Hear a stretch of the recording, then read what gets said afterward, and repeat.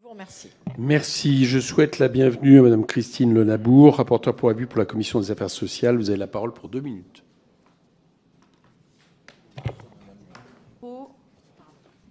Merci, Monsieur le Président. Je vais être rapide. J'ai écourté beaucoup, mais je trouvais intéressant quand même de porter l'avis de la Commission des affaires sociales. Donc, la Commission des affaires sociales a adopté les crédits de la mission Solidarité, Insertion, Égalité des chances. Depuis 5 ans, la majorité œuvre avec ambition à la prévention et à la lutte contre la pauvreté. Le projet de loi de finances pour 2023 traduit une fois de plus l'importance que cette politique occupe dans les priorités gouvernementales. Une politique destinée à réduire les inégalités, protéger les personnes vulnérables et promouvoir l'égalité entre les femmes et les hommes.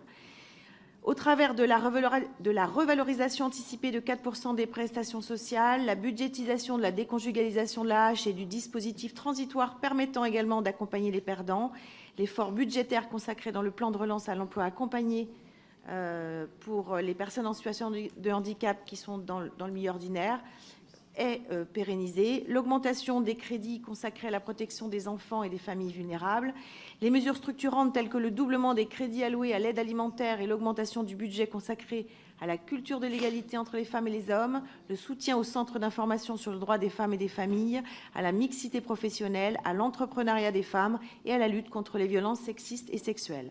L'année 2023 sera une année de transition dans la stratégie interministérielle de prévention et de lutte contre la pauvreté, puisqu'un bilan global de sa mise en œuvre devra avoir lieu.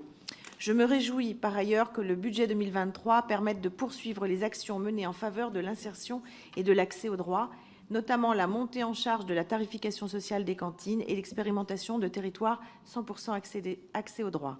Cette question de l'accès aux droits me tient particulièrement à cœur. J'ai fait le choix de consacrer la seconde partie de mon avis budgétaire à la modernisation de notre système de protection sociale dans la perspective de la mise en place de la solidarité à la source. Je n'ai pas le temps de vous en parler aujourd'hui, mais je vous invite à en prendre connaissance quand il sera publié. Merci.